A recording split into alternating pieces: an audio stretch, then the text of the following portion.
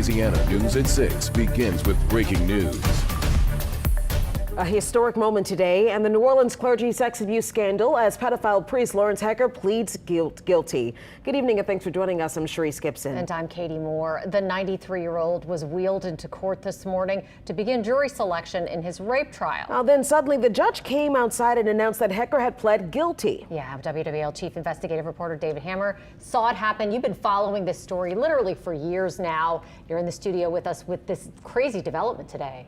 Yeah, Katie and Therese, this was a huge development, and Hecker's guilty plea is a huge victory for the victim in this case, and really for all the survivors who have rarely seen a priest brought to justice like this.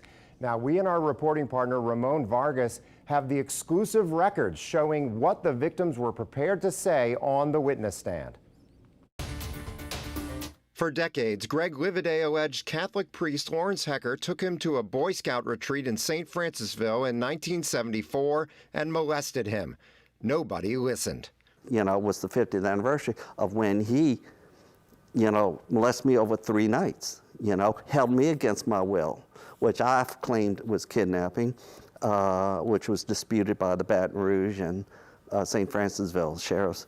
But when Hecker pled guilty Tuesday to kidnapping and raping another boy in New Orleans in 1975, Livaday celebrated it as justice for him, too.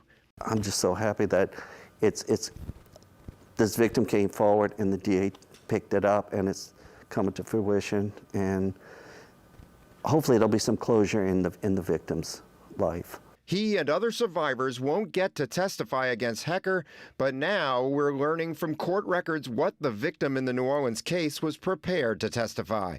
Now 65, the victim says he was 17 when Hecker went to him in the weight room at St. Teresa of Little Flower Church and offered to give him some pointers so he would be ready for wrestling tryouts.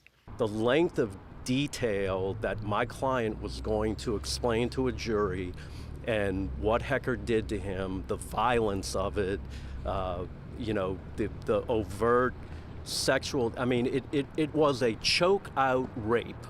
And that's about as bluntly as I can put it. The victim said he told his mother what happened and his parents met with his high school principal, Paul Calamari.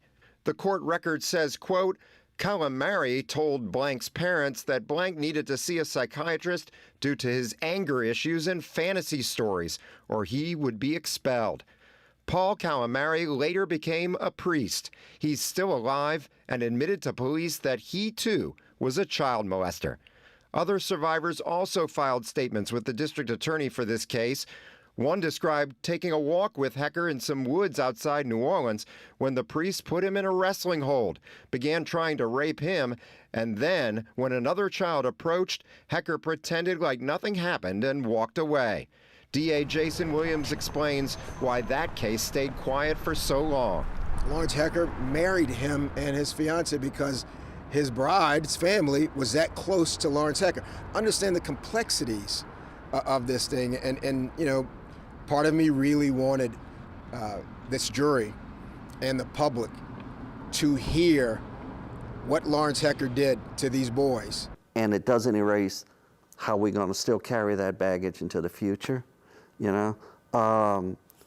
but it's a step toward, justice. I don't know if it's a step towards healing, probably. I'll have to see what happens, how I feel with that. Now, there's one more very important step here coming up on December 18th. A dozen of Hecker's victims will finally get a chance to confront their abuser. They will give victim impact statements in front of Judge Nandi Campbell before she hands down a mandatory life sentence.